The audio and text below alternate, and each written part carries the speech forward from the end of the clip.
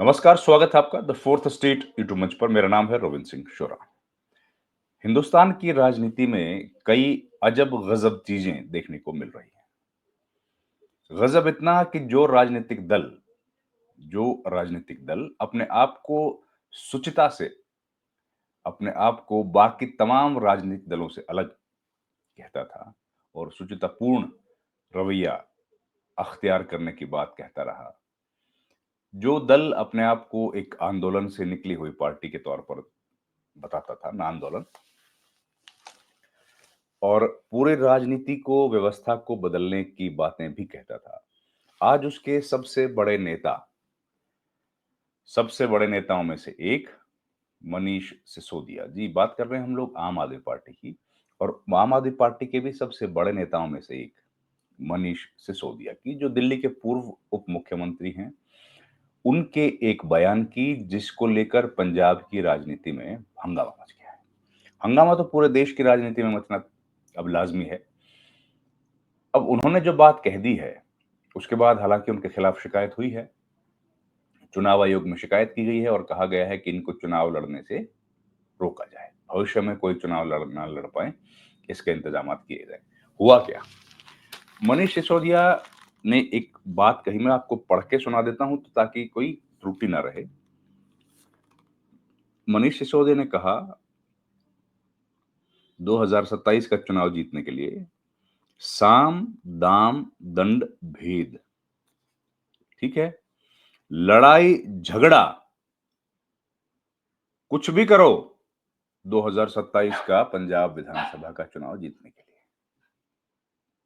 देखिए, और ये उन्होंने ऑन कैमरा बोल दिया।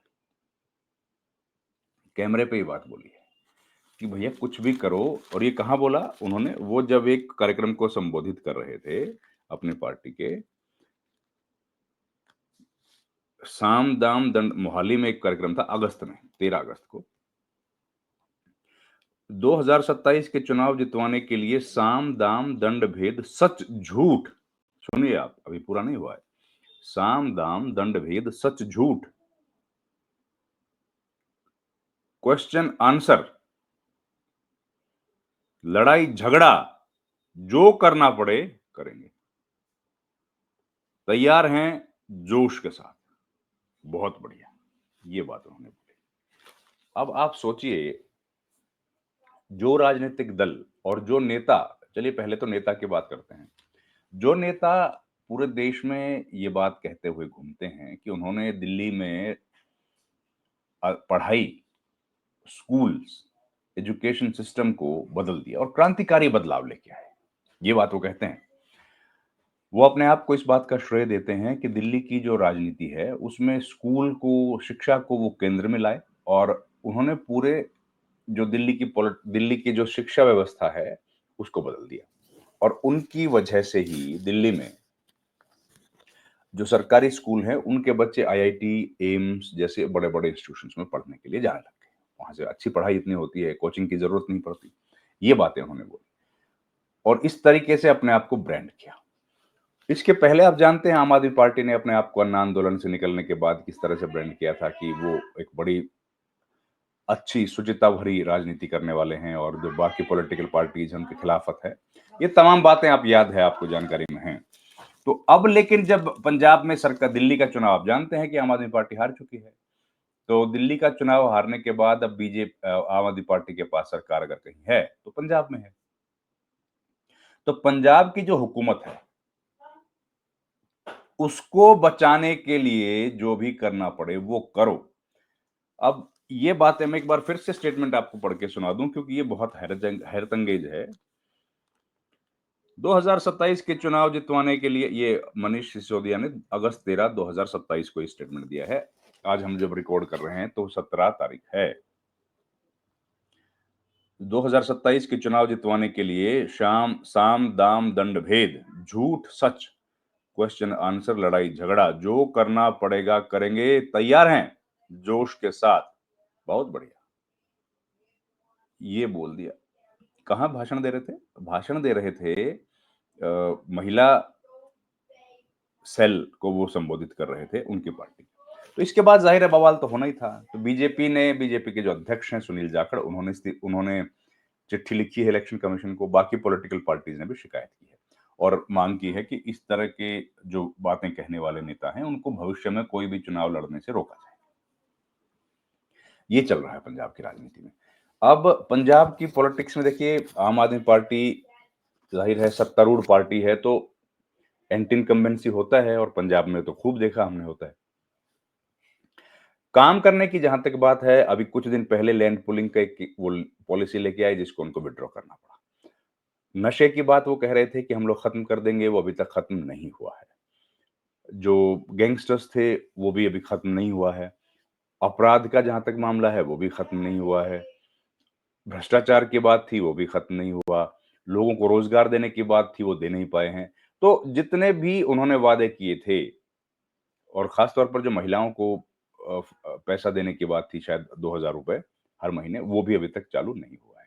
और आपको याद है जब दिल्ली विधानसभा का चुनाव था, तब ये मुद्दा खूब ज़ोर-शोर से उठा था कि इन्होंने वादा किया था पंजाब में लेकिन पूरा नहीं किया। और तब आम आदमी पार्टी के नेता कहते थे कि 5 साल के लिए हमको चुना गया है, तो अभी से हम लोग क्यों लागू करें? ख़ैर, ये इनकी अपनी पॉलिटिक्स है, अपनी स्ट्रैटेजी है, ये इनको उम्मीद होगी आम आदमी पार्टी को कि जब चुनाव खत्म होने वाला होगा या सत जो 5 साल पूरे होने वाले होंगे, चुनाव से 1-2 महीने या 4-5 महीने पहले लागू करेंगे। That's a different politics altogether. लेकिन इस तरह के बयान देना, आज देश में जिस तरह की पॉलिटिक्स हो चली है, जिस तरह के बयान आज न्यू नॉर्मल के नाम पर सब कुछ परोसा जा रहा है, ऐसे में आम आदमी पार्टी के दूसरे सबसे बड़े नेता देखिए केजरीवाल हैं, केजरीवाल के बाद तो मनीष सिसोदिया का नाम आता है जो सबसे बड़े नेताओं में शामिल हैं। उनकी तरफ से इस तरह का बयान आना, क्या ये पार्टी की हताशा को नहीं दिखाता है? क्या ये उस निराशा को नहीं दिखाता और क्या ये जो राजनीतिक दल बना था उस वक़्त जो बातें कही थी, उन बातों से अपने आप को दूर करता हुआ नहीं दिखाता? ये बड़ी अचरज की बात है, बड़ी हैरानी की बात है कि राजनीतिक दल जो है वो शपथ जो नेता, मंत्री, मुख्यमंत्री बनते हैं, वो शपथ तो लेते हैं संविधान की, संविधान के अनुसार काम करेंगे, लेकिन इनमें भला संविधान क्या है? साम, दाम, दंड, भेद, झूठ, सच, लड़ाई-झगड़ा सबके लिए तैयार हैं। इनमें क्या संवैधानिक है? अब ये बात मुझे लगता है तय हो चली है कि राजनीतिक दल चाहे कोई हो, कांग्रेस हो, बीजेपी हो, आम आदमी पार्टी, समाजवादी, कोई भी राजनीतिक दल हो, उनका मुख्य उद्देश्य किसी तरीके से सत्ता प्राप्त करना है और सत्ता प्राप्त करने के बाद वो तमाम बातें जो उन्होंने कही हैं, जो उन्होंने सोची हैं और जो स्टेज से बोली जाती हैं, उन सब बातों का कोई महत्व रहा नहीं। जो मैनिफेस्टो में लिखी जाती हैं, उनका कोई मतलब नहीं है।